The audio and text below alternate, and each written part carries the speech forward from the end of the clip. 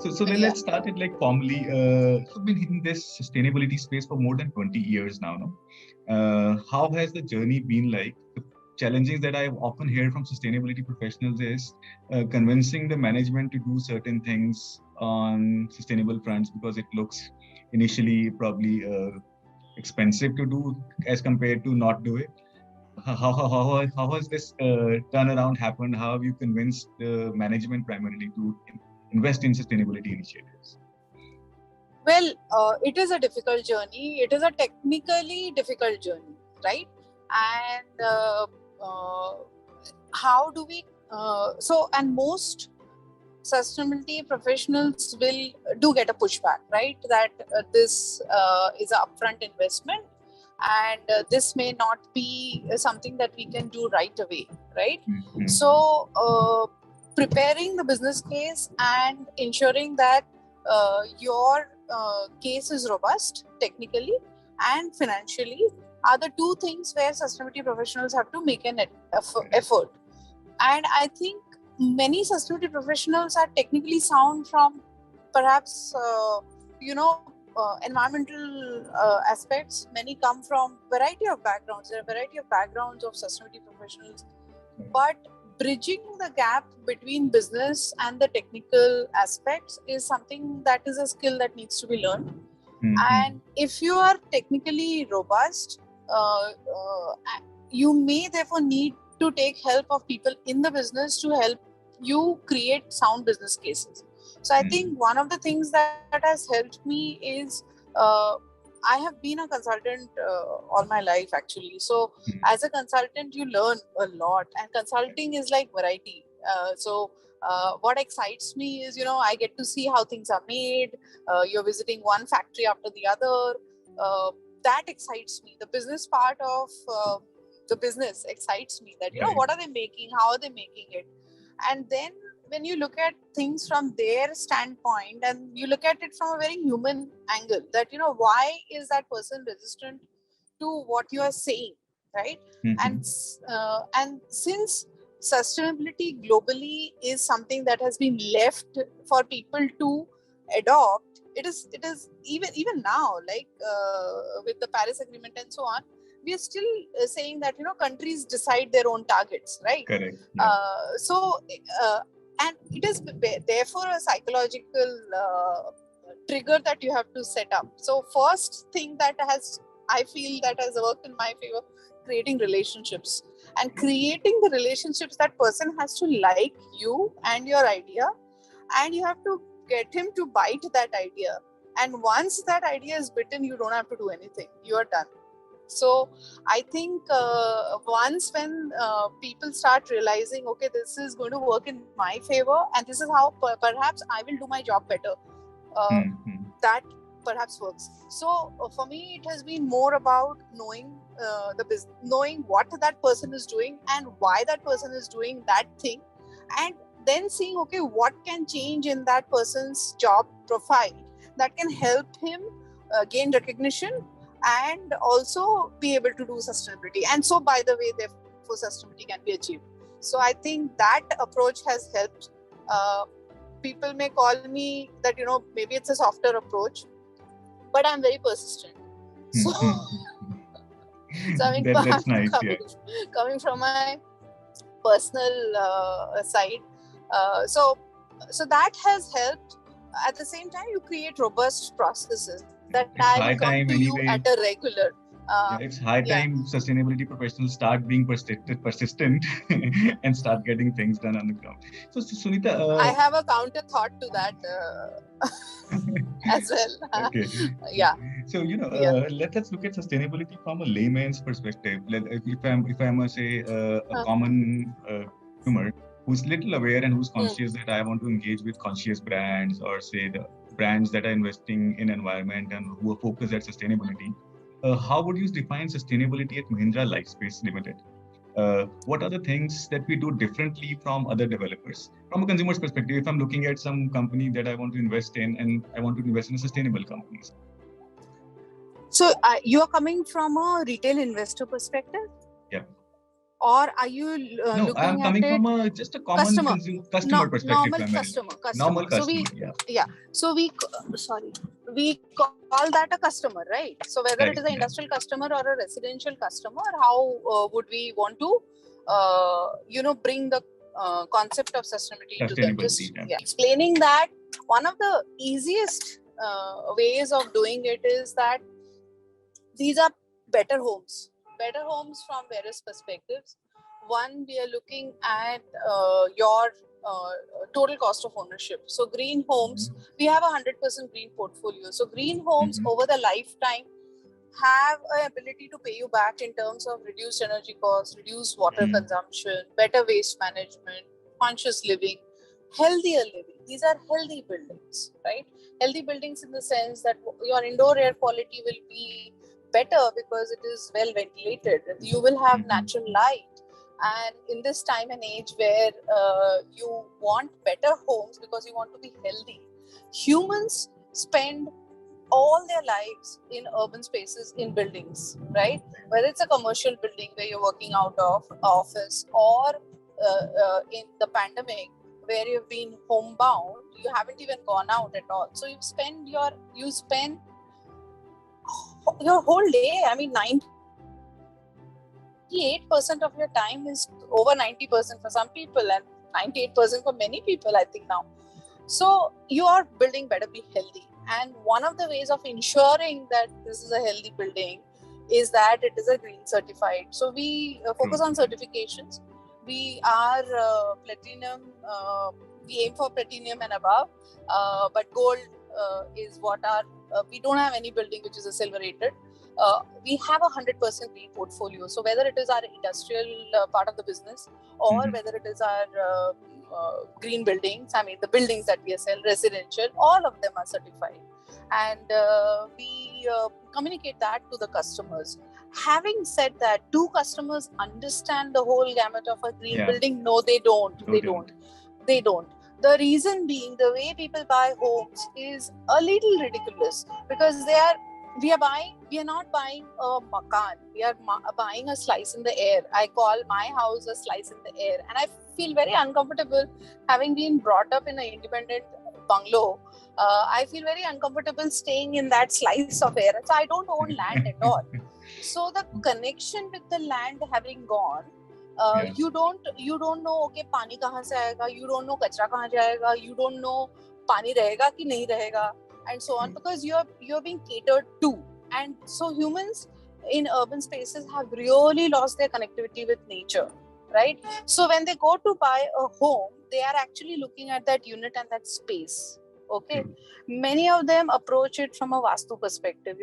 Vastu, of course, does have certain elements of orientation and the sun path and so on to a certain extent, But if you were to look at climate responsive design, and that's what we are currently working on, even this slice in the air has ability to keep you healthy and productive, right?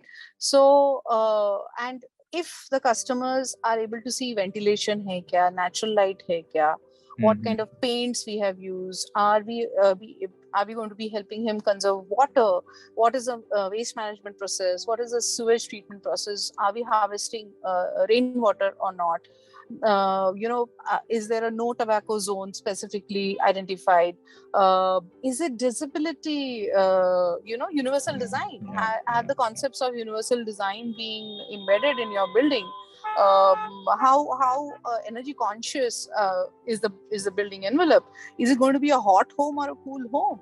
So these concepts are very difficult for customers to grasp, but typically in a old building you would know that ये गर्मी में ठंडा रहता है और winter में warm रहता है. Okay, so these kind of concepts I think needs to be rejected and injected back into the normal customer and say, okay, what are you buying? Are you buying high maintenance cost homes or low maintenance cost homes? So low maintenance cost homes are typically sustainable buildings, and you may have to pay a little bit upfront. And you would pay for that brand, you would pay for that quality, and you would pay for that element of sustainability that is differentiated. At the same time, it is also the construction process that is different from others. So construction typically comes at a cost of environment and cost of humans, right? So what are the measures that a developer takes with respect to safety, environment, compliances, non-pollution, pollution mitigation, and all those measures have to be taken. And if you are going to be evading those measures, then your construction is substandard. How you have built is substandard. And that aspect of the story is also what customers. So it's conscious consumption. So what kind of home are you buying? How has the builder built that home? Okay, has it been at the cost of the environment? How many trees have been transplanted? How many? Ask those questions. So it's important to understand, okay, what are your safety measures? What do you do for your laborers, and so on and so forth? And having to take care of so many different aspects, which all boils down under sustainability, it definitely is a lot of effort, right? And that's what is differentiated, and that's what should be done. Very interesting, Sunita. It seems like you already have answers to the questions that consumers should actually be asking, but the consumers are not asking those questions. So, of late, like how many people you think actually are looking at those, looking at how homes which offer sustainable living, who understand this aspect of building homes? So very few. There are very few people like me, I would say. But at the same time, what I've told my company is that out of so many years of existence, we must have sold X number of units, right? So have we found those X number of people who are like Sunita or Sunita's clones? Yes, there are people like us. So yes, consumers and consumer education, I don't know how this will happen, but definitely this is something that is up to us as a conscious developer to even educate our customers. One of our launches, we have focused completely on reduction of maintenance cost achieved through sustainability measures, and that was an extreme hit. And we said we will our maintenance cost will be 50% lower than the other developers, and many of these were as a result of the measures that we had taken. So for example, water metering, or the solar on the top. The amount of solar that we were giving was way up above, and so on. So these are some of the things that resonated very well. I think when it comes to cost, perhaps that one aspect is very important for customers, and we should see when the builder is making upfront investments, it results in savings for the customers, and this is how we have to communicate it to the customers that we have done these investments, and this is how it will help you achieve lifetime savings. Give me some examples of such initiatives that you take to educate consumers, educate customers. I remember talking about some green heroes or something like that, Earth Heroes initiative that you had taken, where you were reaching out to individuals and talking about. Yeah. So the Green Army is our flagship CSR program, where we look at the aim is to create 1 million caring citizens. It is a bottoms-up program where we educate children and transform their lives through habit badge. So Green Army is Army protects, right? And green means you have to protect the environment. And therefore, what do you need to protect the environment? So that is done through interactive workshop. And once it is done, we actually want the children to inculcate certain habits, as a result of which we'll then give them the certificate of that you're now part of the Green Army. And that is done through a period of 30 days. And after 60 days, we take the report card back and see, okay, which child has done what, and then we rate them that this is a commander, general, or whatever in the army. Okay. And depending upon the actions. And we have extended that to family. And we also were thinking of a Green Army school, so Green School. So Green School is where we again give different levels and rank the schools on the initiatives that the children undertake as a part of the Green School initiative. That has taken a backseat because we launched 2 schools before the COVID, but after that, because of COVID, we couldn't, physically, schools got shut. So we created Green Army Family. and that was extended to family members, where with children, family members were also invited to join in to understand. Give me an example of some activity that a family and a child was doing together in this one. So, for example, it could be waste segregation. You could create activity around how you segregate waste. It could be around as simple as, do you keep the tap on while brushing, or what do you do with the water that comes out of the RO, or it could be as simple as ensuring that throughout your home you're switching the light off. So very, very simple actions which have to be done and inculcated in a child on a regular basis and monitored through the report card, so that we know that, okay, this has now become a habit. Okay, so that was the idea. And we do this through interactive workshop, where how's the change like now, Sunita? The parents and the how's the change like in their behaviors now? Like because when you start asking questions like, do you do that, probably they would start doing that at some point in time. So what are they doing with the RO waste water that is happening, and how many children have actually started doing something around that? Because I think 1/3 of the water gets wasted. Yeah. So usually, typically we suggest using it for cleaning, or for adding more water to it, fresh water to it, and then using it for plants and washing. So these are some of the activities that we suggest can be done with RO water. And since it's a CSR project, it is monitored for impact. So we have a lump sum number that we look at, that how many children, how many families have we been able to influence, and we monitor the report cards to check how many children have actually done those actions, right? And then we put a total number to that in terms of total savings achieved or total due to the actions that they have undertaken. So that's how it so how much was the impact? Because programs happen around awareness and behavioral change. If you actually had to go out and check how many children were actually doing those things, is there a percentage number on with you? Like you reached out to probably 100,000 and some percentage of that actually started doing that? Actually not in that way, because that would require deep intervention and deep monitoring for a long period of time. This is done and monitored only for 30 days, and we would base our results on that, out of which you would say, a good percentage of the children do embrace the actions, because there is a sense of competition also, right? And but typically you would say that 30 to 40% of children may not be as interested compared to the 50-60% of children. 50-60% of those children will be the those who want to become, because there's a gradation also, become, so he wants to become a major from a captain, or he wants to become a colonel, like that. So like that, so there are people who don't engage, there are children who don't engage, and then there are, so typically that would be the kind of numbers that we see. But it's interesting, it's at least happening. So when there's a communication happening around, it just does impact your behavior, at least your thinking. Like this it is also Ranjan, in this case it's also peers, because it's happening in a class, and therefore usne kiya, mujhe bhi karna hai, and this is something that can be done by anybody.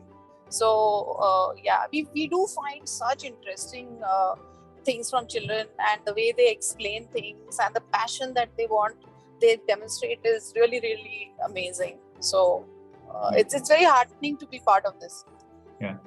Coming to the experience. Second one, yes. Okay, so basically when I joined Mahindra, there was we were looking at making our sites zero waste to landfill, and one of our locations, the diversion away from landfill was 83%, right? So 83% diversion is a good diversion rate, but why can't we make it 99% diversion away from landfill? That means zero waste, almost zero waste goes to the landfill. So to get from 83 to 99% was a journey, and it was during the construction or post. It's like No. So let me just explain. Yeah. So this is a city that I'm talking about. This is an integrated city that we run. The waste primarily is of our customers. This is municipal solid waste that we manage for them. So we are like the company that's providing services over there. So it's water. We provide water. We provide the utility, the traffic, the security, plus the waste management services that we provide. So waste management, collection, pickup, segregation, secondary segregation, composting. We had a landfill closing down the landfill. And closing down the landfill when there's a good option of just putting it out there. So already this was a food waste free city. So this is it doesn't have food waste because we have a biogas and we have a composter over there. The composting generates a lot of good manure that is distributed to farmers over there. So the setup was there, and then we said, okay, let's push for zero waste to landfill. So we looked at vendor tie-ups, we looked at who would pick it up, where would the waste go, what would happen to the waste, then just putting it in the landfill. So one of the key things that we said, let's look at segregation. So putting those segregation guidelines for big customers of ours, we said, these are our guidelines. This is how you have to give us the waste. Otherwise, waste won't be picked up.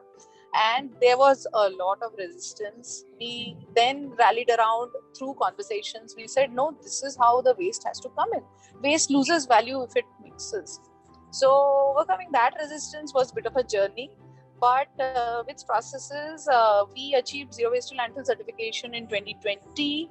Our surveillance audit got completed just a little while back in September.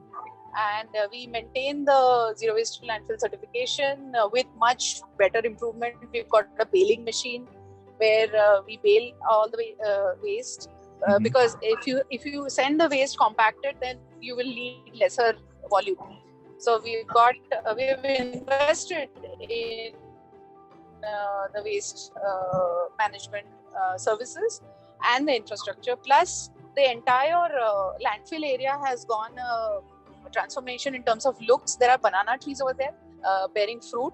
The waste slurry, the biogas slurry, and the compost. So a lot of plantation has happened over there.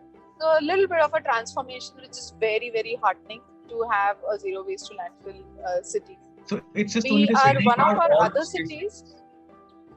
Yeah, I was coming to that. Is it like just the city that you're talking about, one city, and which one is it? And what are this is other places? Mahindra World City. Mahindra World City, Chennai, and this is India's first integrated township. It is a gold, green IGBC gold township, IGBC gold rated township, where, but it's 1500 acres that we are managing over there, and that is certified zero waste to landfill. Yeah. And it's no mean feat to do that. It's certified. It's an Intertech certification that we have. Then the other city, that is World City Jaipur, is a carbon positive development where we are looking at various initiatives in the villages also, like LED distribution, tree plantation, as well as decarbonization of our own emissions of maintaining the World City Jaipur. This is double the size of Chennai. And that's what we are looking at. Now, when it comes to homes, the initiative that we are looking at, that through the life cycle of the project, what do we do with the construction and demolition? Yeah. So that's the part that you were asking, right? Yeah. So this is one area that we are focusing and working on. Exploring because while the CND waste rules have been put in place, the CND plants were not commissioned, and now we are seeing the CND plants getting commissioned. There are some in there are two in Delhi. The one in Pune just got commissioned, and so on. So as that progresses, we have now started really actively at how through the life cycle we are able to divert waste piece also. And most noteworthy amongst our initiatives is the climate leadership piece, A minus ranking. And this has happened through not just the initiatives. Initiatives are a big thing that, one, green building, energy saving initiatives, and so on. But we are now looking very deeply at how we design buildings, right? So designing of the buildings through climate responsive approach is key, and we have to intervene very early on, and we are entrenched into the entire process of designing a building, designing the amenities around, because what kind of homes do you want to build, so that has helped us in our carbon journey. And so that's that, Coming to and the is our CSR thought leadership biodiversity initiative. conservation, coming to the biodiversity conservation part now, 1500 acres in Chennai, now double of that in Jaipur. But before that, it was protected land most likely, or probably it was agrarian land which has been used for construction of commercial buildings, and then you are building the amenities around that as well. You have to make up for that biodiversity loss. Uh, how do we do that? Yeah, so one of the things that we have integrated into all our developments is uh, right up front. Right up front, we do a biodiversity assessment to understand, okay, how many species exist here, what needs to be done for the protection of the species. So Chennai has undergone a deep biodiversity assessment study. This was done by long time back, and then we looked at a plan of biodiversity conservation. And in 2020, we came up with a nature resolution. We said, okay, we will do these 10 things across projects.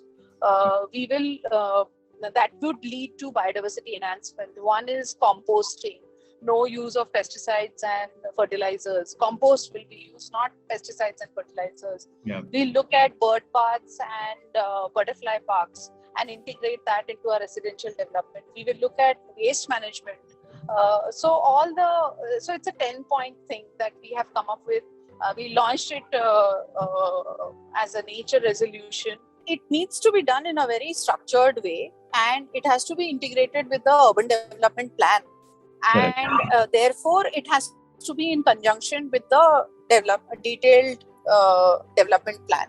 So detailed development planning is something that is not the purview of individual developers. It is the government purview, and therefore it needs to be looked at, and there needs to be huge stakeholder consultations at to which tracts of land have to be developed, what kind of land has to be developed, and so on and so forth. And if we get that, a huge amount of biodiversity loss can be avoided. Then the development rules and the building development rules. Building development rules needs to be central government has certain purview, and state level and local level purviews, and therefore the development plans uniformly across the country, how they are, right? What are the codes that are getting followed? What are the codes that are getting deployed?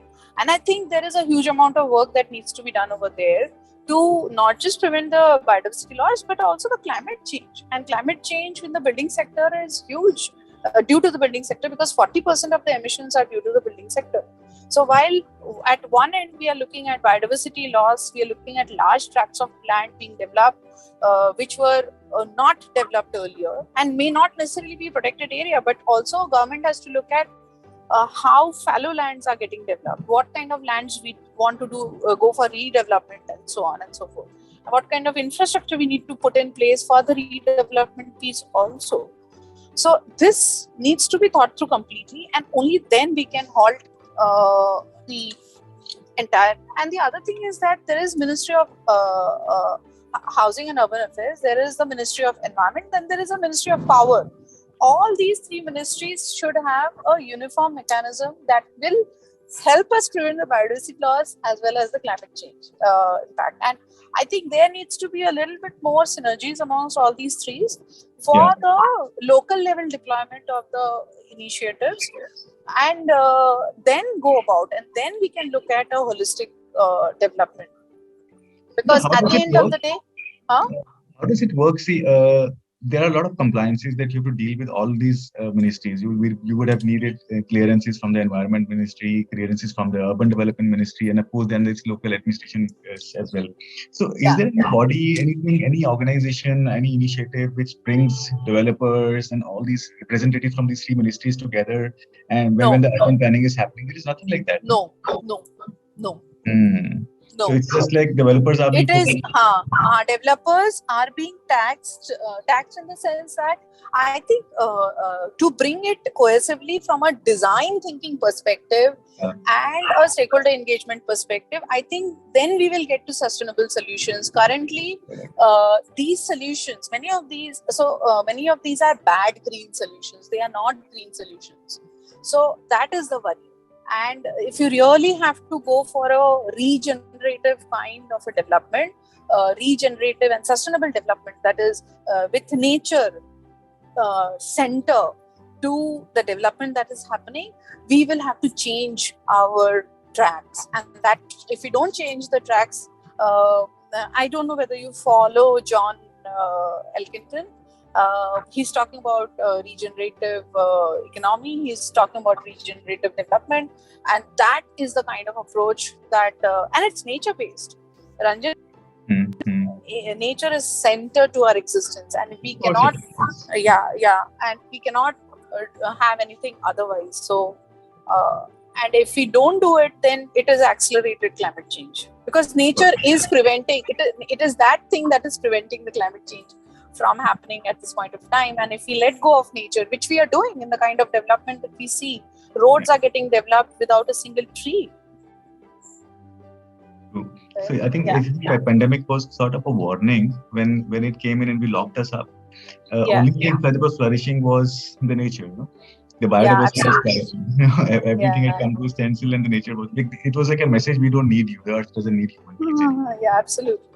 So the other thing I want to bring out, I know I don't know whether we have time, but just wanted to mention that the kind of base work that we are doing as a developer, which is like being a front runner in sustainability in the real estate sector in India. The Terry Center of Excellence work is actually noteworthy. Correct. Because I want to talk a little bit about it, because what we are doing over there, it was set up with the vision of for climate, right?